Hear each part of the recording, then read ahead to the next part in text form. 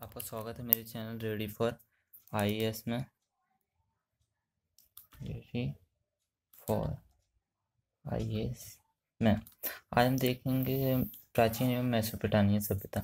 दोस्तों देखिए, मेसोपोटामिया का जो अर्थ होता है, सबसे पहले इसके बारे में देखते हैं।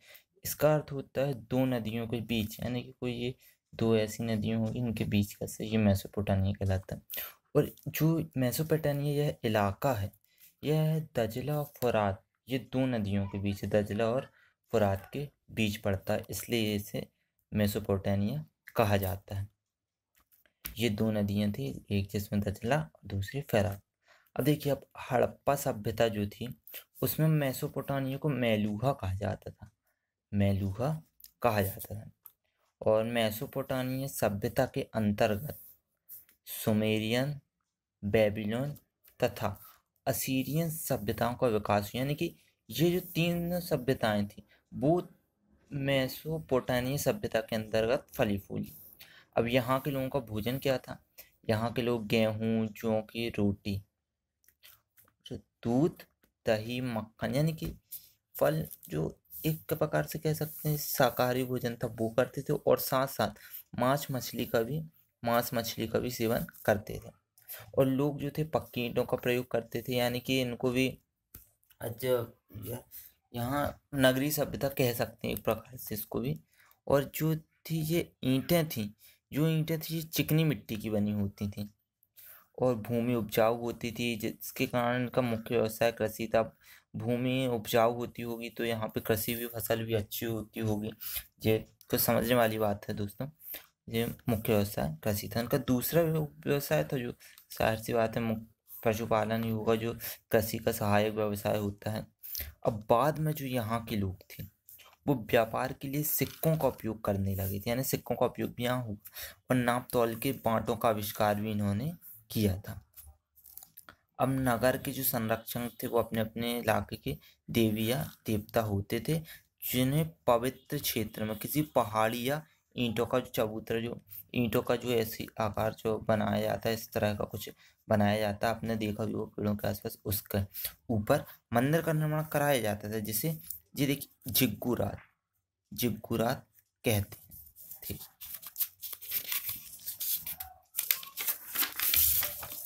अब मेसोपोटामिया की सभ्यता द्वारा संसार को दिया गया सबसे बड़ी जो देन थी वो कीलाक्षर यानी कीलाकार लिपि थी।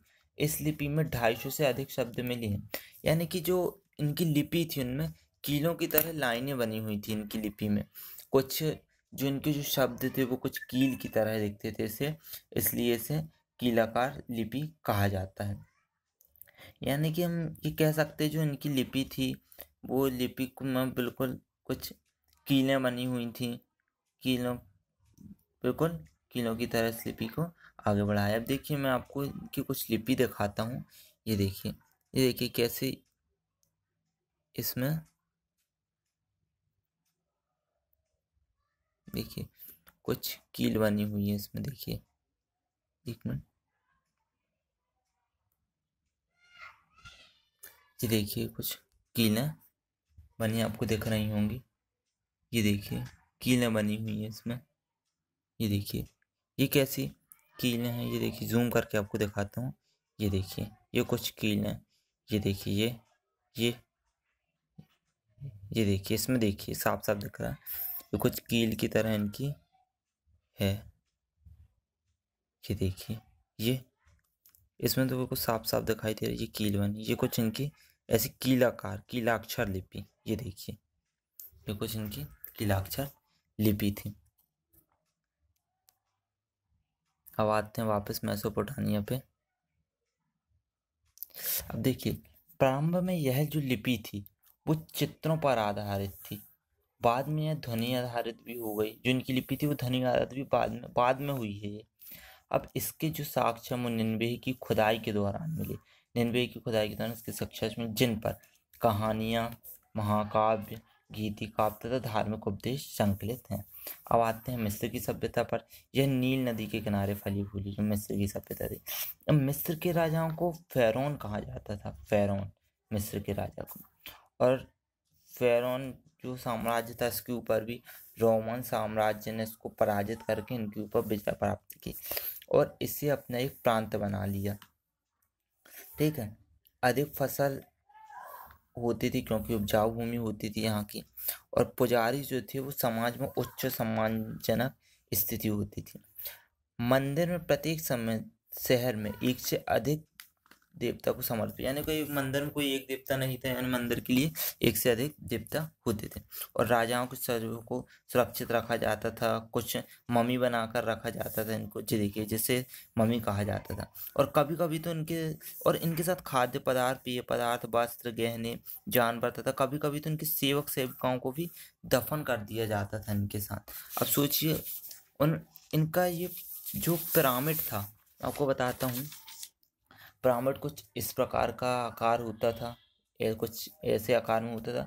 और इसके लिए भी ये कि जैसे कि ये राजा के लिए बना है, कुछ ये रानी के लिए, इसमें कुछ कमरे जैसे बने होते थे जिसमें राजा रानी के लिए, और कुछ रास्ता भी ऐसा बना दिया जाता था जाने के लिए।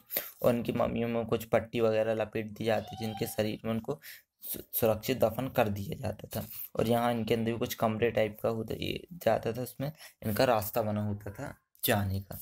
अब जो इनकी लिपि थी वो हाइरोग्लिफिक लिपि थी, और इसमें बांट तथा माप का ज्ञान था इन्हें, और महान स्मारकों का निर्माण। जी देखिए मैंने आपको बताया ना, ये पिरामिड यही इनकी महान स्मारकों का। और ये पुनर्जन्म में भी विश्वास रखते थे। अब आते हैं चीन की सभ्यता पे। अब विकास का होंग नदी की घाटी के तट पर हुआ। होंग हो नदी को पीली नदी भी कहते थे, इसलिए इसे चीन की सभ्यता को पीली घाटी सभ्यता भी कहते थे। नोटेड डाउन इस पॉइंट, पीली घाटी सभ्यता भी कहा जाता है चीन की सभ्यता। और प्रथम शासक था वो शोंग था, और इसने पहला शहर बनाया था। इसने कला और संस्कृति में काफी योगदान दिया था, जो शोंग शासक था। अब चीन वंश के नाम पर ही पूरे देश का नाम चीन पड़ा था, और यहाँ के राजा को वांग कहा जाता था। अब शांग राजवंश को जोश ने मार गिराया। बाद में एक मजबूत दीवार और किला बनवाया अपनी रक्षा के लिए। जोश ने कांस्य युग के खत्म कर, देखिए कांस्य युग लौह युग था वो जोश ने चालू किया था, कांस्य युग को खत्म कर। चीन के शासन के दौरान प्रसिद्ध महान जो चीन वंश था, इसके शासन के दौरान प्रसिद्ध महान दीवार बनाई गई चीन वंश के शासन के दौरान।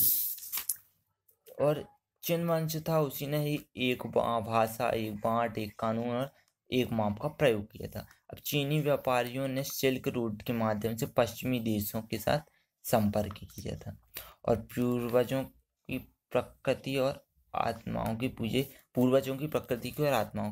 पूजा करते थे। ये हुए दोस्तों कुछ हमारी पुरानी सभ्यताएं।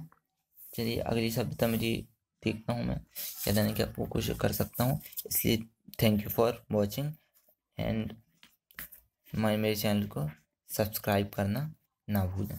धन्यवाद।